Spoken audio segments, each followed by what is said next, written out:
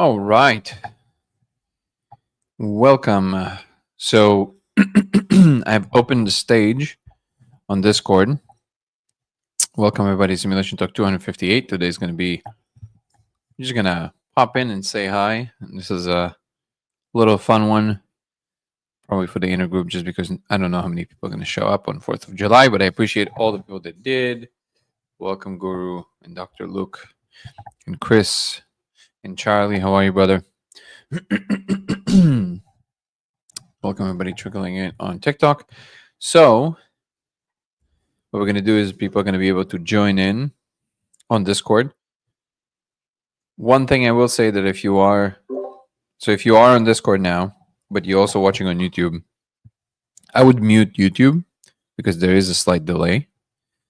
And then you can just watch the screen. So at least you see the comments. If you want to see them, you don't have to. But if you want to come on and chat about something, we're going to do a few short, quick chats. Happy 4th, everybody. Welcome, everybody.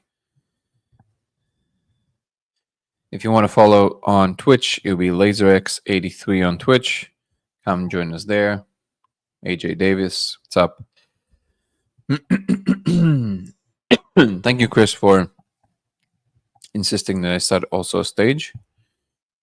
And then I see. So basically, if I click on someone,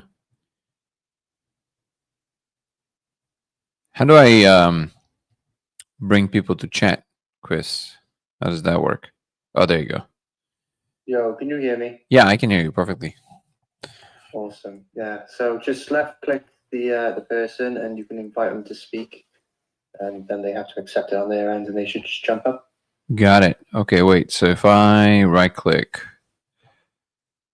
message call, so I just add them to a call because it just gives me the option to call them. Add note profile. It doesn't really give me an option. Do you not see at the top it says invite to speak above profile? Or is that just not showing for you? Because it should. In the on stage or with people? In the stage menu, you've got audience. Oh, I see. Okay, now, yeah. If I click the little hand, then it appears on the right-hand side. Yeah. Okay, it wasn't appearing. So if I do this, invite to speak, there you go, perfect. So let's see. There you go, perfect. Awesome. Okay, yeah, now the menu is clear. Amazing. Awesome. Well, you can stick around too, brother. How's the weather down there? The UK. Oh, it's been alright today. It's been a little bit cooler. It was roasting yesterday. Well, it is definitely roasting in Florida, that's for sure. Awesome. So we're gonna run with this, and we'll see how this works. Thank you so much for the advice of doing this. I'm also so excited that finally I managed to put you as a moderator on YouTube. Yeah, no, I'm glad you saw it. Where'd you find this? Where'd you end up finding this? Oh, just pages and pages of Reddit and Google. Jesus, man. Why does it have to be so complex? I see Ocean Cat's Eyes Lizard. That's a good handle. Yeah. How are you, brother? Hey, how's it going? Good. Thank you so much for raising your hand and helping us figure this out, because without that, I wouldn't be able to find it. Wait, there's also a chat. Yeah, no, nice, beautiful. There's also a chat. Wait, so this is a separate chat. Okay, yeah, following two chats will be... Wait, You're used to this anyway. Yeah. You're always following two chats. Okay, so this... You just got one more. So the chat of the core event, it also includes all the previous events, like everything that Carter did before and all of that? Yes. Aha, okay. I don't think there's a way to clear it either. Okay, got it. Okay, well, we started one now. I see the way it starts. Awesome. And then from here, I can just invite people to talk directly from here. Right? Yeah. Okay.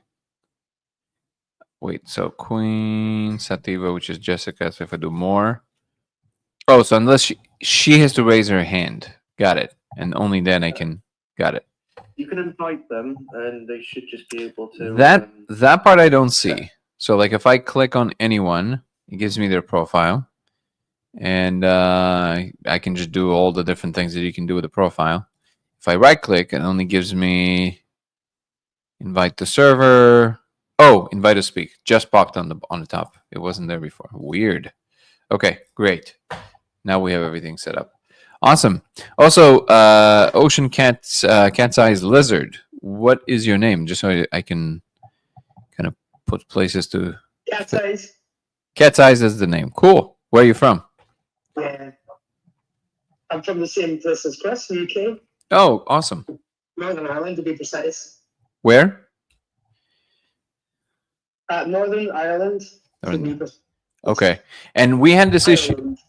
Ireland. Yeah. I've been to Ireland. It's a very, very lovely place.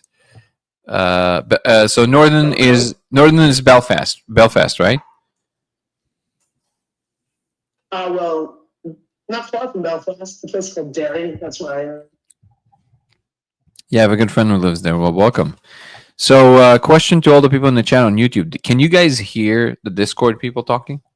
Just because we had this issue today with Wendy, where apparently nobody could hear me. I think it was because on a browser. I think that's why. Can you guys hear the other people talking right now? Awesome. No, you can hear me, I know, but can you hear? Oh, okay, yeah, Charlie, thank you. Awesome. Okay, so let's see what we can approach in this very short period of time. Was there anything that the community recently wanted to kind of outline, talk about, think about, or nothing that is outstanding? Seems to be nothing that is outstanding. Wonderful. Okay, dokie pickles. Sometimes they hint. What happened earlier then with your chat with? Oh, I think it's because her Discord. I was calling from Discord. Her Discord was open through a browser, not through an app on the computer. And I think the browser doesn't let you hear the other tabs. I think that was the problem. So the whole time I was talking, and we didn't know nobody can hear us. And then eventually Nico pointed it out. He's like, "I can hear Danny." I was like, "Oh, okay. Well, I guess everything I said was lost." What do you think about the color molecule gives off? The molecule are higher frequencies like blue or red. Pizza toppings are blue. Spirit molecule root bark is purple. I never thought about that. That's an interesting question. I'm sure it might have some, higher level representation. I just truly never thought about that. Higher energies, yeah, low, higher frequencies. Interesting. Something to think about. No, I don't really have an opinion on this. Also, don't forget that the root bark is just the container. The spirit molecule can be extracted from a lot of different things. So it's kind of hard to say that will be the color of it, even though purple is my favorite color and the molecule is one of my favorite substances. So maybe there's something there. Love you too, Amanda. Welcome. Wait, called you in? Oh, frequencies called you in. Well, wonderful. I'm glad you came. You want to come actually join the chat, either here on TikTok or on Discord? By the way, if you guys want to check out our Discord community, you can find the links to it both on YouTube and on TikTok in the description.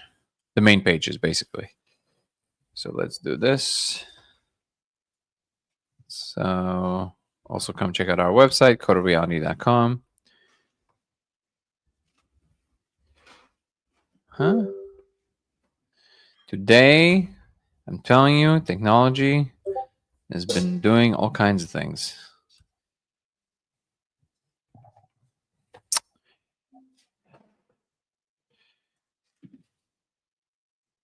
What's up, CJ?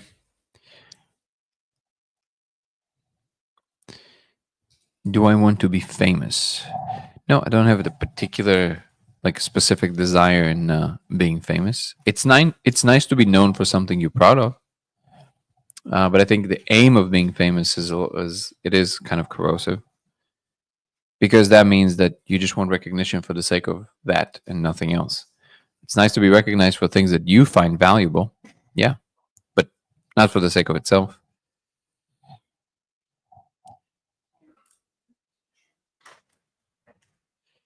But then again, the model of being known is also, I guess, a good model. I've once at this point it's a known fact, but back then it wasn't, and it blew my mind. I saw Paris Hilton in some kind of a bar. That was a long time ago, and I saw all the paparazzi kind of following her in. Back then, she was also trending, and she walked in and she does her whole Paris Hilton thing, and then the second she got in where the paparazzi were not allowed in because it was like an exclusive place and nobody was allowed. The second she got in, the whole act just dropped immediately. She just became normal. She just talking normal. That's all an act. I was like, whoa, whoa, that's crazy. So yeah, I mean, some people just capitalize on the fact that they're known. But I guess that's a good thing or a bad thing changing as soon as she goes into a new place and there's no paparazzi and all of a sudden she's a real person. well, the thing is that that's the thing that grabbed everybody's attention, and that's what got her famous. So I mean, you have to the character is what people want. So there's a fine line there. You kind of have to ask yourself, is it not really what people want? The answer to that, I think, is pretty clearly yes. That's what they want. That's the product they want. So that's what she gives them. She wouldn't be as interesting as a regular person. That voice and the right, and the attitude, that's what people want to follow. And I mean, she's very smart. So, you know, and I have a friend who became pretty known at some part of his life. He's an actor, and he said that he definitely developed like a public persona, and it is required because in that world, it's a very vicious world.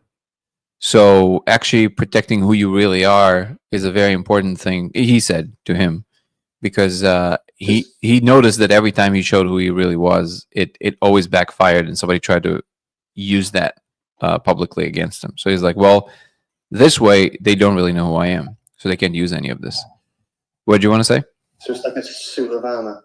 Exactly. Yeah. And it's like you gotta play the game. Like there's all kinds of things that it's almost like if you want to be in the game, you have to participate in the game. Otherwise, you're not in the game by definition. It's almost like if you do when he was just starting, he's always very kind of you know, he has like this noble character. So he always likes to help people and stuff. So when he was just starting and becoming a little more known, he would be on set and people would be like carrying crates or whatever, you know, and he would like, hey, I can help out. And then one time there was this somebody needed a ride and he just like volunteered. He's like, hey, I'll take him home. And they took that person home. And then the second time, like again, there was a situation like this later on. And then the director was like, hey, can you take this guy home? And he was like, oh. So it's like I'm offering, but the director asked it as if it's a given. It's like, yeah, you can take him, right? And then he said, immediately understood that that's how it's played. So the second you give anything in, if you're offering out of your generosity, people will immediately take that for, oh, that's a given now. So he's like, immediately understood this. And he said, no, actually, I can't. He immediately just put a cap on it. He's like, no.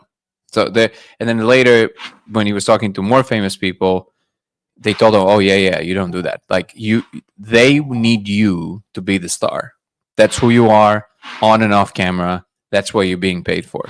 So your face is the thing that draws the crowd. Part of it is the attitude, which is like you are above everybody. You're better than everybody. That's what they want you to be.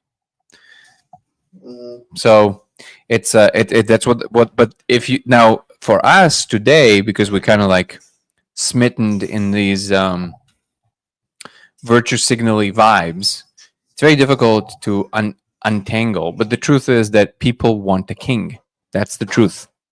It's just that we're wired this way, right? It's just that what kind of a king, depending on the times. But people want to follow something they can trust will kind of be the separator between them and hardcore decisions. People want to pretend like they want all the hard decisions. No, they don't. Most people don't want that. They just kind of want the comfortable life, and they want someone who would play the character of like the strength in that society. So as time progresses, we have different value systems that try to adhere and build this kind of a structure that our innate internal predispositions are constantly requiring.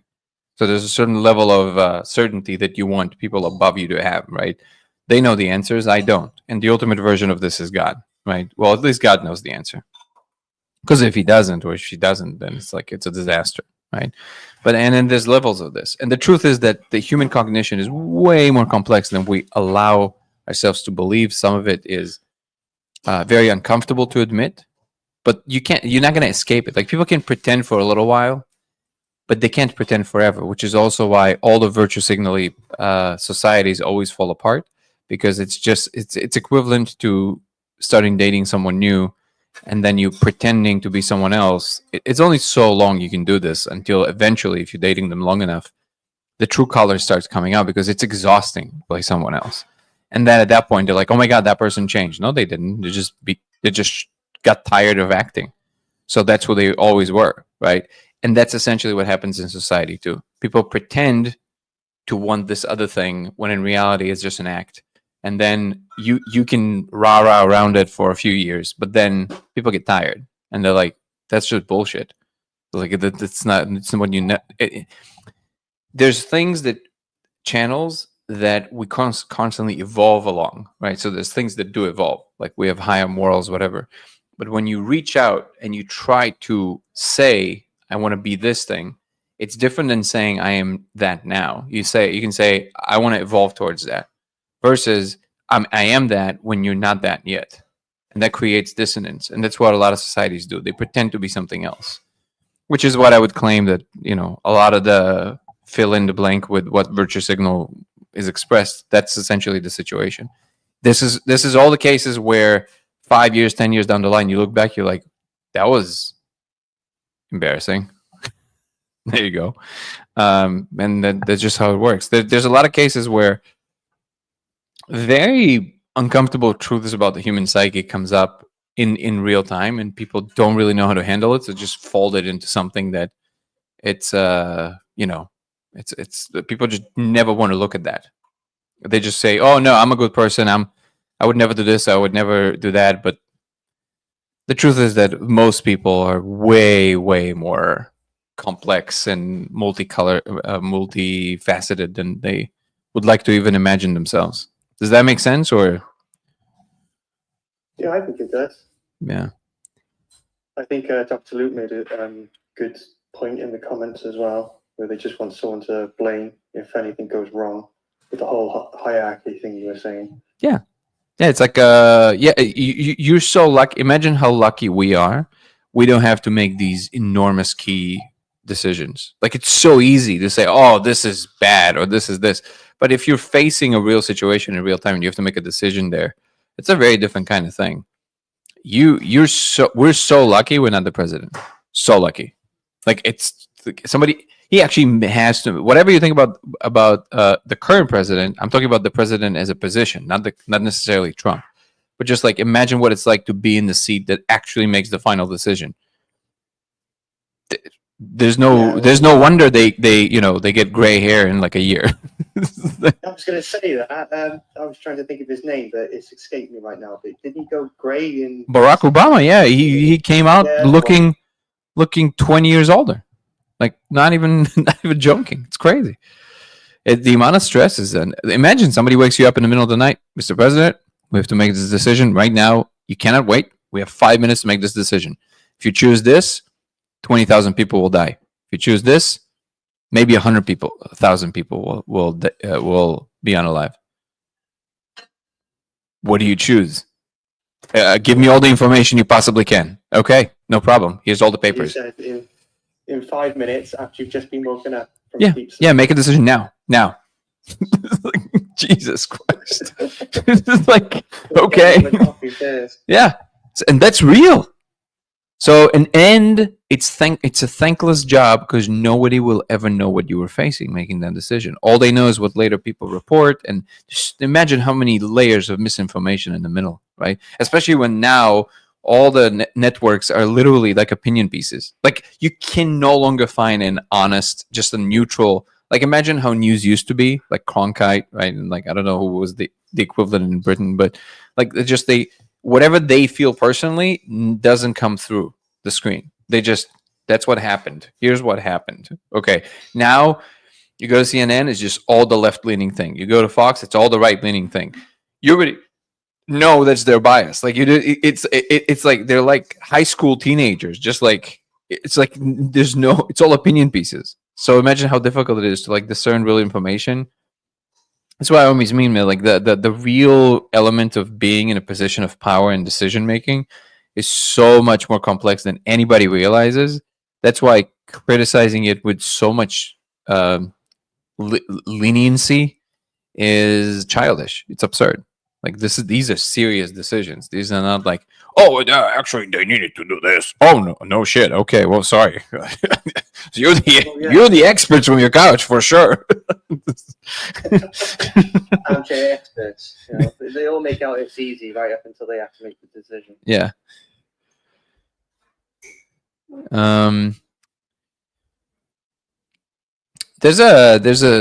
I know there's a way that we can spread the responsibility in a more even-handed way, but it's gonna take it's not gonna just take a type of restructuring of how the incentives work. It's also gonna take a re-education of a population that would even want to engage with this kind of level of responsibility.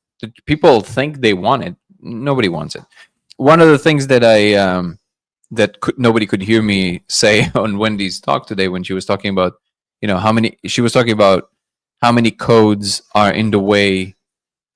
She was talking about this thing that I always say, right, which is like, well, but you can't walk through the wall. And she said, imagine how many codes are there restricting you from walking through the wall. I'm like, yeah, but I don't think it's a restriction. I think that's actually freedom. Funny, we're talking about 4th of July today, right? Which brings you to this thought experiment where somebody says, imagine anything. And then the logical thing that most people do is these concentric circles of ideation. They're like, oh, well, I'm going to have $3 million. So you say, really? Just $3 million? And they go, oh, you're right. $10 million. And so when eventually you run out of numbers to say, it's like $3 quadrillion. Okay, fine. And they're like, okay, but I told you imagine anything. So all you think about is financial stuff. Is like, okay, then they will go down the list, right? All their whatever they imagined is the perfect version of whatever that is. Okay, but then you very quickly realize, wait, everything you just postulated, all of it, they're just more extreme versions of what you know. I said, imagine anything. And like, oh, okay. Well, then they start getting wild. They're like, I'm gonna ride a pony between the galaxies on a purple cloud with fill in the absurdity, right? And I'm like, yeah, but those things are still they're versions of things you know. Unicorns, they kind of like horses, the clouds, you know what it is, galaxies. I told you, imagine anything. And then you start to understand, which is that when you're given no restrictions, you're completely paralyzed. You don't even know where to begin. You're incapable of imagining something you never did before on cue, right? So so I always say that the grace of God is that the structure is here. It gives you some boundaries to play in. And we used this example from on the other live, maybe a couple of nights before, where basically this is where Jordan Peterson was showing Joe Rogan the same thing, the same trick, just in psychology. And this basically, you say to someone, "Your turn," and then the person goes, "Okay, what do you mean?" Like, your turn. I was like, "What is this? It's a game." Like, no, it's not. What's the game? That's the game. It's an infinite game. It's anything goes. You go first. Whatever you want. People freeze. I was like, what do you mean? You didn't define the game for me. It's like, well, so the punchline is the number of parameters for freedom isn't zero. There has to be some structure. Be different though for kids. What do you mean? Imagination. No, it's still very much bound by human. People like to say that, but no, not at all. It's still bound by human conceptual frameworks. So yes, they would be more open-ended because they're not as constrained by the thing. The point isn't. It's not. This thought experiment isn't designed to say we shouldn't try and look outside of our current structure. It's to illustrate that the idea that just by being given a carte blanche of reality, somehow it's going to make you happier. That's not true. You need some boundaries of something to give you some restriction to do anything. So the second you have infinite space of possibility, that's a possibility. That's a infinite possibility space is no possibility space. You can't even execute anything. You don't even know how to. It's interesting. There was this small case study of people that lost the ability to make decisions for different reasons. Some people had a stroke. Some people were in a car accident. So the part of their brain responsible for helping them make decisions was kind of broken. But what specifically happened there when they investigated is that they realized the emotional linkage, the drive you get from wanting or not wanting to do something is like an emotional component. So because the idea was, we always think, we're so bad at making decisions because our emotions always interfere. That's the idea that most people have, right? They say, well, if I could only just be a perfectly calculating machine, I could make all of these decisions easy, right? Well, what they discovered is the opposite. Is that if you have no emotional component whatsoever, if you know just like the information, they can't even tie their shoes because they can't. There's nothing that gets them up to do anything. They don't want to move in any direction, and that's essentially what. So there has to be like a balance between the options. So I went on this like very long roundabout, but I'm connecting it to. We started from Paris Hilton, right, and kind of like the games different people play in society also for other people. Under these constraints, people like that there's some form of authority. They might not want to admit that, but people can't function without that. If it's not going to be a human, they're going to make one up. They need some authority that tells them what's right and what's wrong. And sometimes people don't even realize that they have that because they think they're completely free of it. But then they have some other form of that they don't even realize that that's what it is. And sometimes it's the virtue signaling itself. They believe that this is right or this is wrong, and that's their God. That's what that's it. This is the thing, right? But there's always something. So the only real way is to, I think, in real time, look at as much parameters as you can in the time that you have, and then allow the rest to just unfold. This is why taking less responsibility is a little nicer, because you don't have to live with the consequences. The problem isn't when you're making the decision even. It's to live with it later on and regret and all that stuff. That's the thing you really have to live with. So just like you said, if somebody else made it, it's a blessing. But then the other thing is just like, the drama of it is that it's very easy to criticize the people who made the decision because it's part of the fun. But you wouldn't want to be in that position making that decision. And most people wouldn't, yeah. Let's see what we got.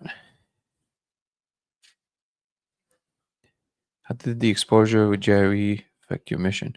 Well, I wasn't on Jerry yet, but yeah, definitely more people were aware of it for sure. Thank you, Jackie. Appreciate you.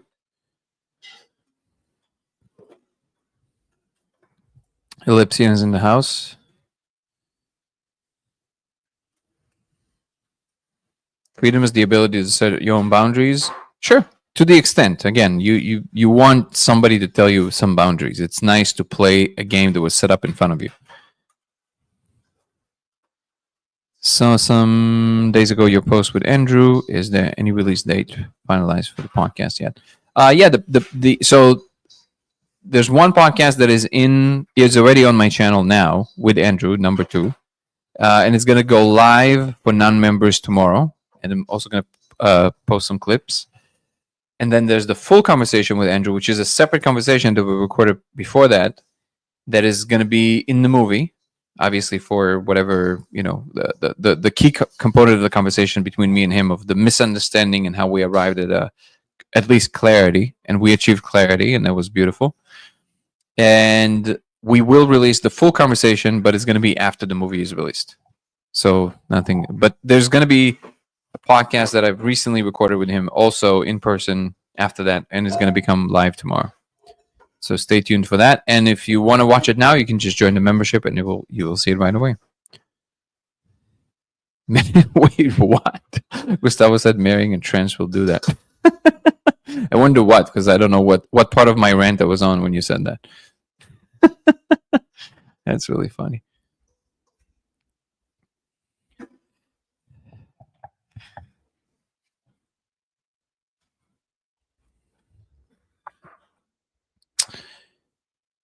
Awesome, Maverick. And also, again, just a quick reminder, if you guys want to eavesdrop from Twitch, you guys can help the channel by going to LaserX83 on Twitch. The movie is going to be released in the end of the year. To the question about that, Terry's in the house. By the way, happy 4th, everybody. I know for some reason this is to some people it's a very unpopular thing, but I am very proud being an American. I love this country. I love people from all over, but I love this country more than anything else in terms of countries. So I'm very happy to be here, and happy 4th, everybody.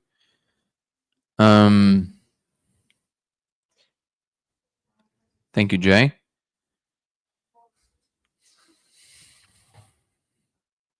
Did you do anything today for the 4th? We're gonna grill some steaks. You know, the usual. No. Gave the dog some drowsy medication because of the fireworks. No, the fireworks. Like they at least our husky, she freaks out. She doesn't like it at all. And it's thunderstorms and fireworks. both ends of the short stick. Do you have a view of good, bad as relative in absolute? Yes, I do believe that good and evil are real things outside of the human scope, but they're not what we think they are. Another way of saying it is angels and demons exist objectively outside of us, but they're not fighting one another. They're part of the same picture. They just kind of present a different kind of energy in existence, and that is. I know it sounds like a cop out, but I do think that this is currently our minds are a little bit too limited to understand this integration. But yes, they are objectively real.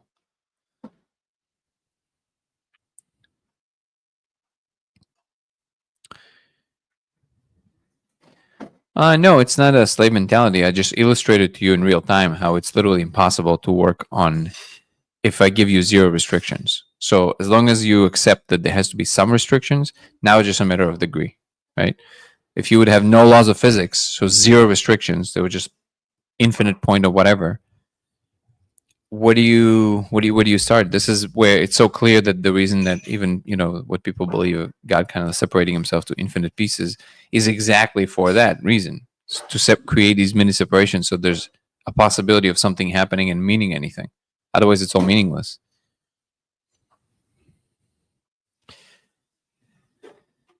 Oh, cool, Maverick. So it is. So you do have the interview now on the channel.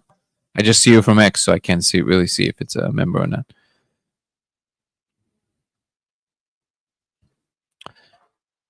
To make a decision, yes, I will do it. You need to. What you do, that's a person become. Cheers.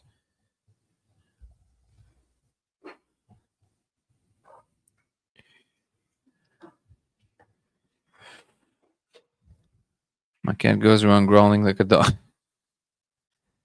Nice. Happy 4th, Charlie. Balance is key, in fact. Well, I'm glad we agree, Dr. Luke. Love, balance, and knowing of both. Amazing.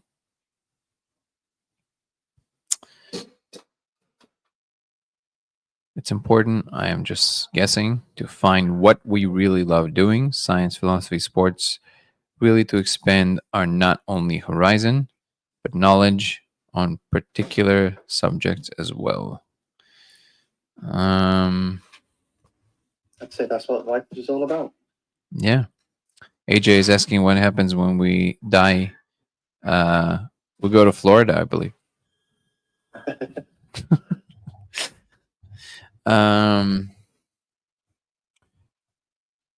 Why are you starting at your side profile? I am looking at the YouTube channel, which is the main channel that we're entertaining. Also, my hair is really insane here. What's up, Kathy?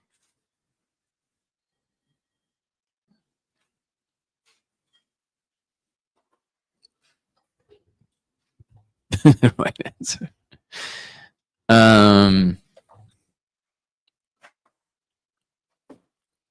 Born again. People in the spirit molecule say that they have seen a fairy, and fairies. Fairy. I've never seen them, but I do think that some of these things manifest in their true form. So it's possible that fairies would be one of those things.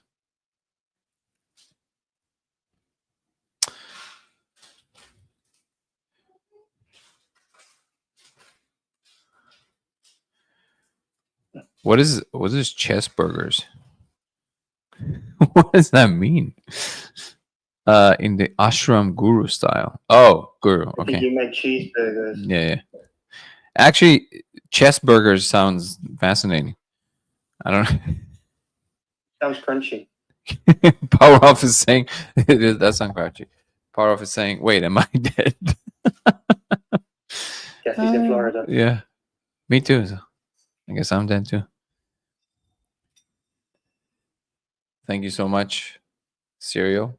Love to you as well. What else can we say about these infinite?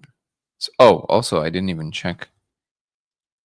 Anybody else that wants to come on? Oh, Danny said maybe tomorrow. Okay. Cutting the.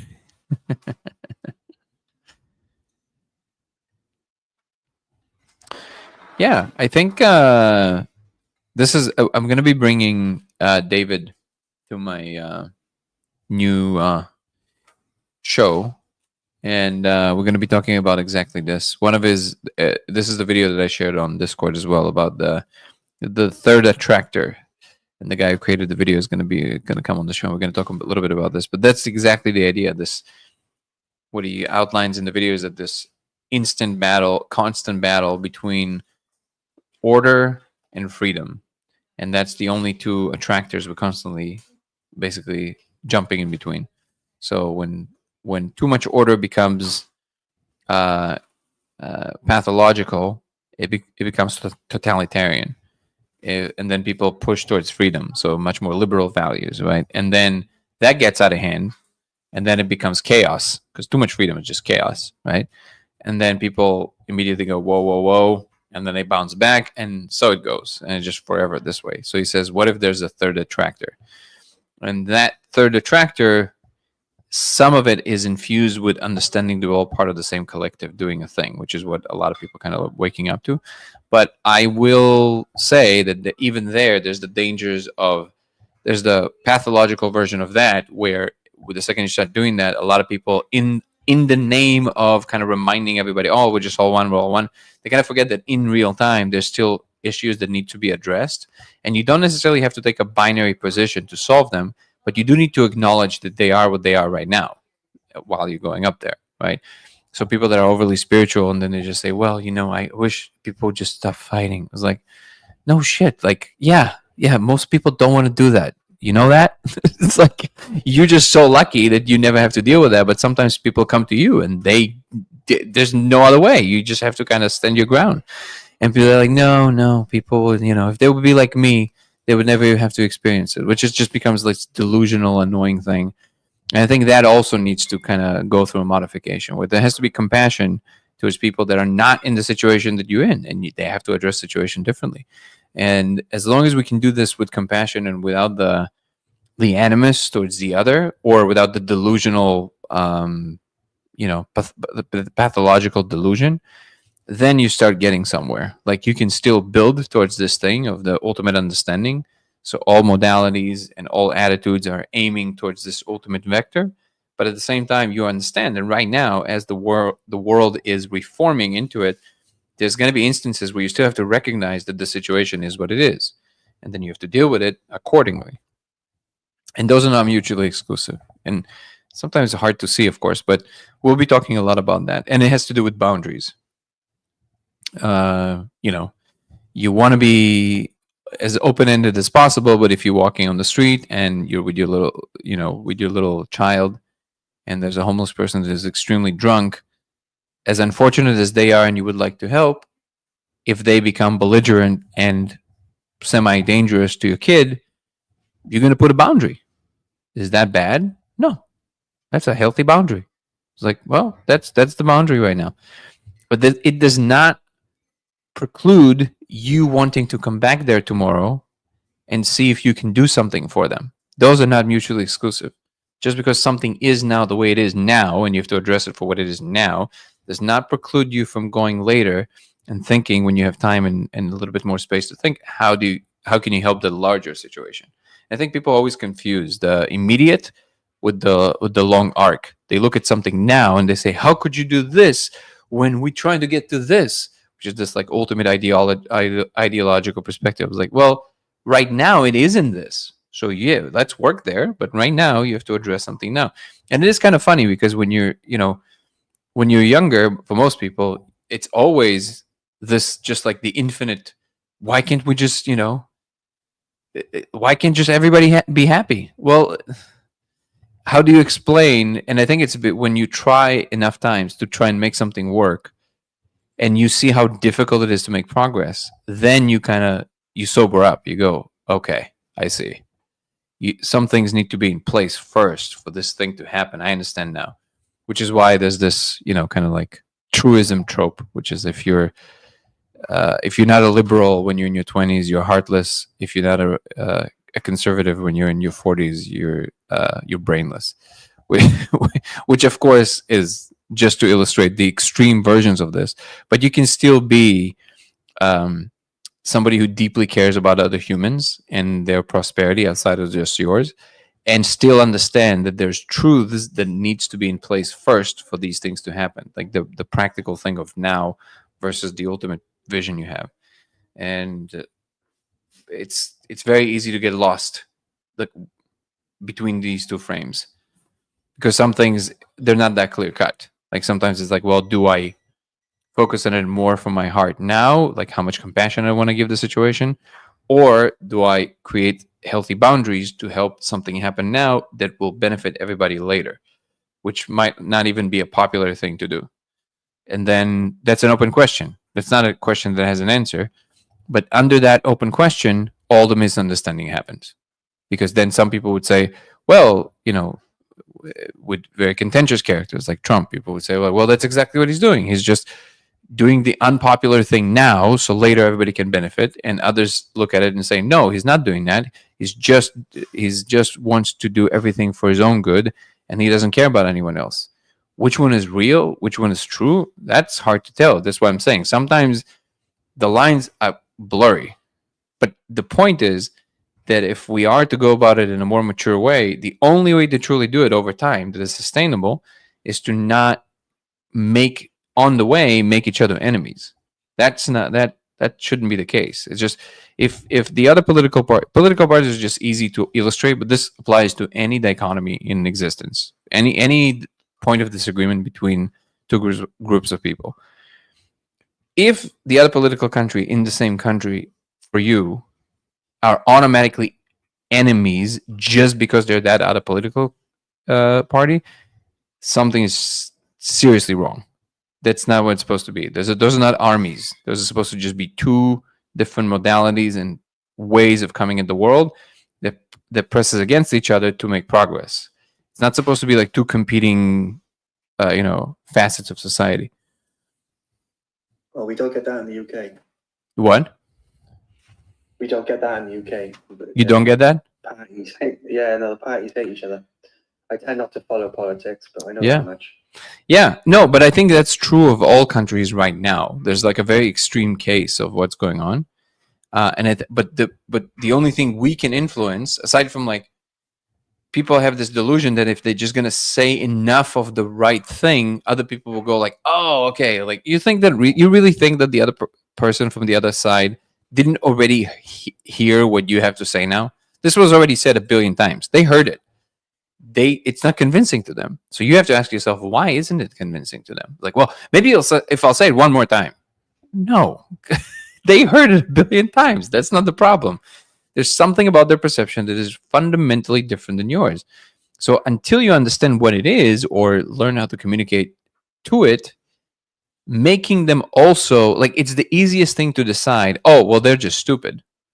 Oh, okay. Yeah, so just half of your country is just stupid, is it? That's I mean, if you believe that, you are by definition stupid. If stupid means believing strongly something that isn't true, you are stupid. Like, this cannot possibly be true, right? So it's like, it can't be that half of the country that doesn't agree with you is stupid. It just means that there's a different perception there that you don't quite understand.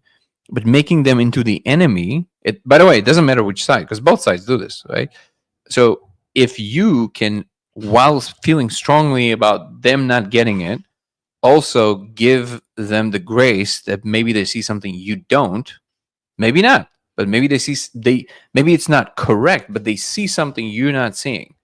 That's for sure the case, right? So if we just give a little bit more grace there, this is the only thing we can truly influence. You can't influence what people will do in power, right? You can just elect them or not elect them. But what you can do is not play a role of amplifying the signal that makes everybody believe that everything is awful. This last podcast that I did yesterday, Forbidden Knowledge, he asked me about if I believe, I don't remember exactly how the question was framed, but he asked me if I believe that we are captured by, a parasite that kind of causes people in power to abuse the world. And I said, well, that's actually, to my mind, that's the biggest irony of all. That the parasite is real, but the parasite is what made you just ask me that question. Yeah, good point. Yeah. It's, in the end of the day, we can't, if you believe that everything, because it's big and powerful, it's automatically evil, then, well, how are you ever going to build anything of substance, like of scale? Like, how will you ever do that? Not all rich people are evil, far from it. Not all institutions are evil, far from it. There's misaligned incentives and people that are not harmonious with whatever larger goals there are. But you can remedy all of these things if you just see it as that and not as like a, everything is terrible, everything is falling apart. Where? Oh, okay. I think I have enough food in the fridge. And again, there's more fortunate people than myself, less fortunate people than myself. But the world is not falling apart. It's all good. Like, there's problems. It's okay. But people, and even now, I bet you there's people even here, they'd be like, oh my God, no, you don't understand. No, I do. Believe me, I do. It's just that if you just pause for a second, if you really ask yourself, what is burning is whatever you're being told on social media.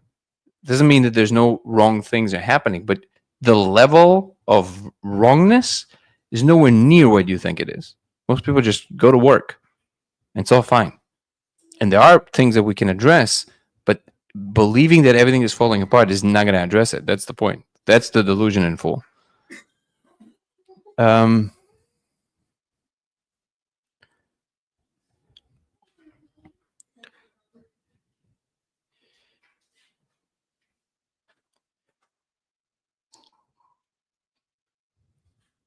It's like this. Did you ever see that bit where Ricky Gervais is talking about the people that put on their profiles anti-war or I'm against killing people, things like this? And then he goes like, "Oh, are you really? Oh, wow, that's amazing. You're against killing people. That's wonderful. Wow, you are a special person. I bet you others don't understand." They just want people to acknowledge them and say how great they are. Yeah. Should there be compassion for all, even the real badasses? They can be difficult. Yeah, and this is, by the way, there's a book called The Case Against Empathy, I think. The Case Against Empathy. Yeah. It's The Case Against Empathy by Paul Bloom, who's a philosopher. And basically the central thesis in the book, I haven't actually read it, to be quite honest. I don't know if it's well written, but I've heard the thesis from him on many podcasts.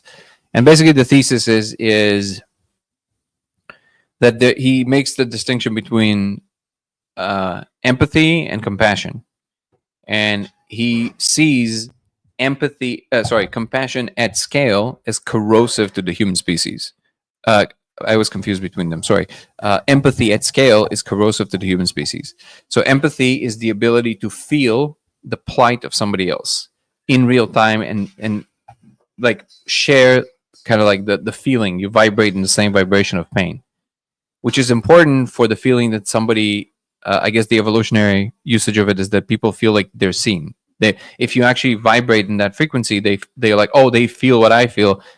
I feel seen, right? In the moment, that can play a role in comfort and consoling somebody. Compassion is the ability to see the full frame of what actually needs to be done and then acting accordingly to help alleviate the situation at scale. So the difference would be, for example, if somebody falls in the well, an example of where empathy would break down is if you come to the well and you say, "Oh my God, I feel your pain. Like this must be so terrible being in the well," and you actually feel the emotion of being trapped with them, and they feel seen. But then the corrosive version of that would be that you climb down into the well with them and you sit there with them. Is that helping them getting out of the well? No. The compassionate thing to do would be, okay, let go of the immediate emotion for a second so I can act. Go get a rope, go get other people, figure it out, pull the person out. And you can do it with a flat emotional flavor. But that's where the tale of a compassionate act, which it doesn't always involve the very deep emotion of sorrow that you might need to feel with when you emote the same emotion. And you can easily see how virtue signaling is basically the pathological version, the cancerous version of empathy. So you're basically saying, don't you feel what these people are going through? I do. And you think you're somehow helping them. But all you're doing is you're making yourself appear to them a certain way for your own image in your own eyes. But it has nothing to do, zero to do most of the time, with actually helping them solve the situation. To some degree, you need to feel some of that emotion to feel connection to them. But beyond a certain level, if anything, it incapacitates you from being able to take action and actually do something about it because you have no clear thinking. So when people sometimes go about these like very long periods where they plan and trying to do something for the people, very often it's being overshadowed by people that in the moment go on camera and say, how can you be so, devout of emotion and not paying attention? It's like, no, they are. They see the situation better than you do. They're just kind of trying to do something about it, which requires action and not a lot of talking and feeling the emotion in the moment. So that's basically the thesis in the book, which we can definitely use a lot more compassion and a little bit less fake empathy.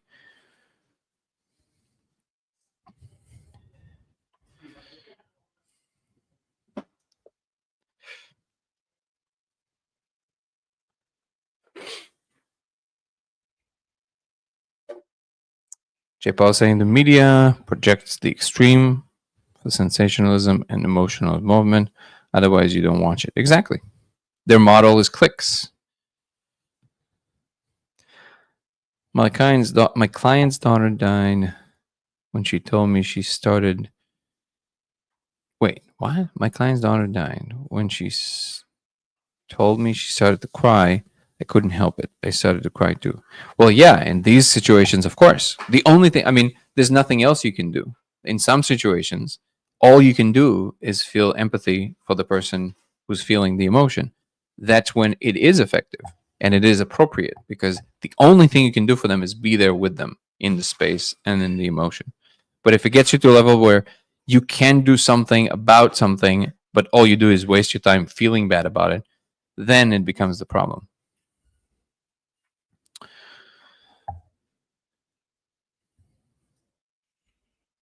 Well, I'm glad you find it interesting. The mind.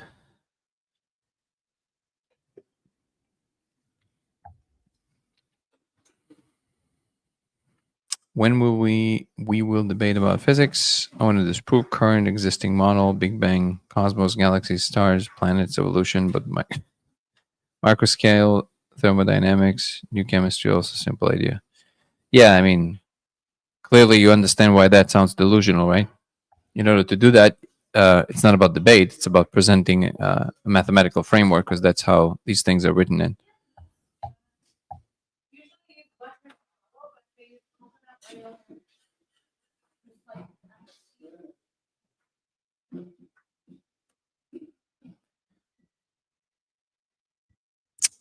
typically people with money and power defend, and they try to rationalize, justify, and minimize bad behavior, corrupt, and unjustified behavior. So this is actually, not to put you on the spot, but this is exactly the kind of ideation I'm talking about.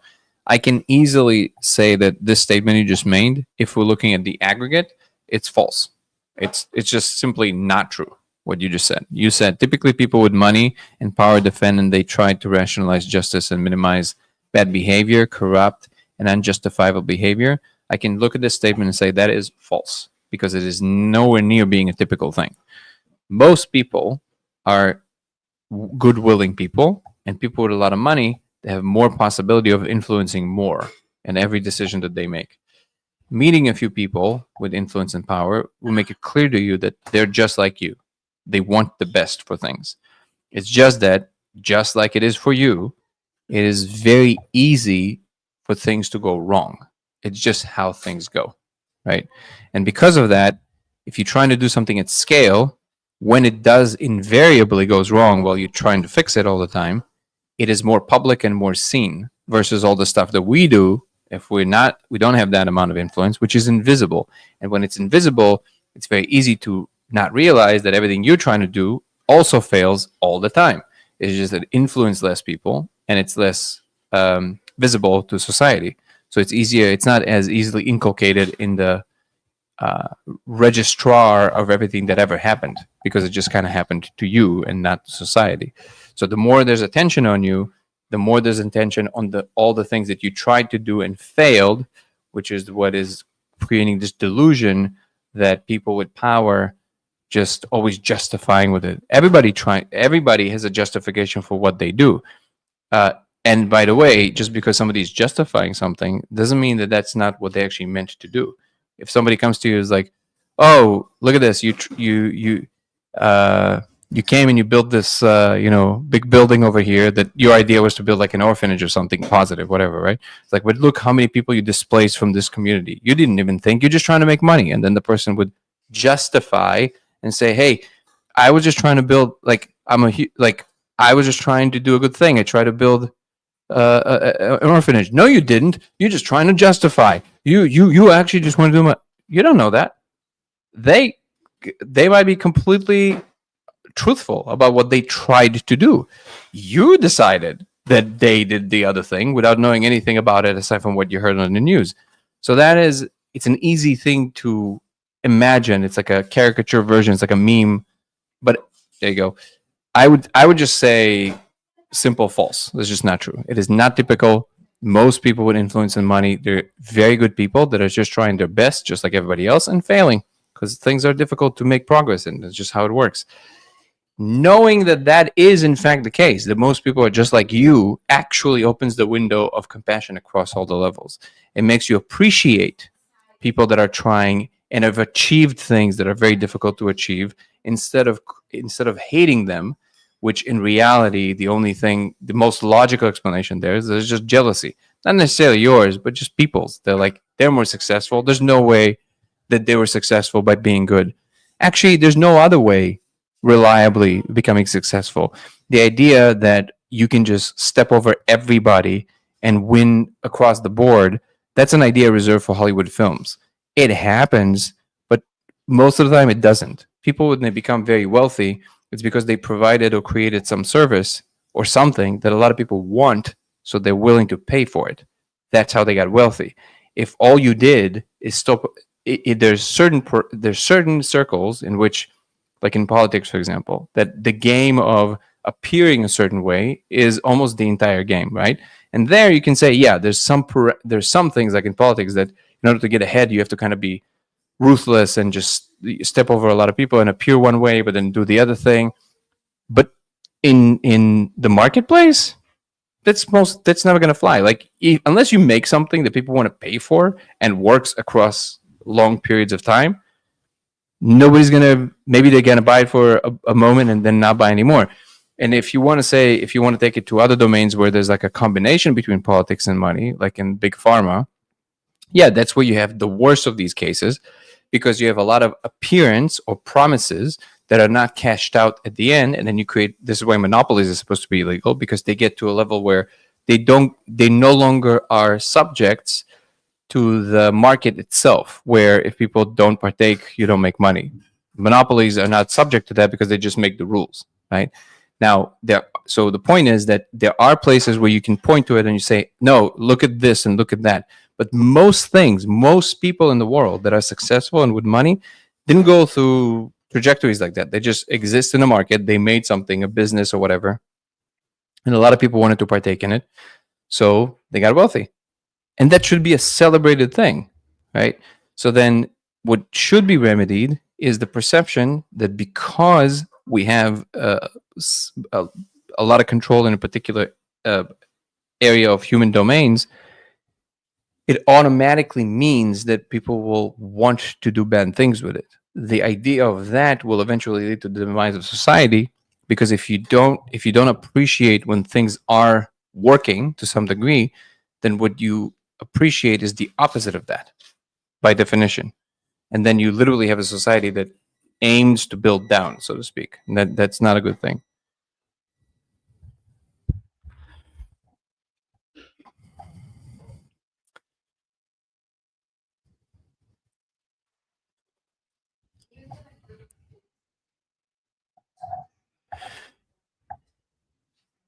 Can I believe that people at the top aren't trying as hard as I think they could be? They're trying way harder than you probably can imagine. They wouldn't be at the top if they weren't. It's just who they are. It's true that when you reach a certain level of success, you might get to places where you can relax a little bit more around certain things. But usually, the thing that got you to being successful is a drive that is part of who you are. It's not that you worked hard only because you had nothing. Is that you got to the level that you got to is because the drive of going forward is part of who you are. So it doesn't go away when you have more. The drive is always. There's actually a different problem there that becomes pathological, which is that they don't know how to stop. They're actually trying harder than the normal folk, right? Like they're trying harder because that's what they do. They're kind of like they're just driven. But they have a different problem where they literally don't know how to stop. They become workaholics. They neglect their families. That's a separate problem. But you can't say that they're not trying hard. They wouldn't be as successful as they are if they wouldn't be trying hard.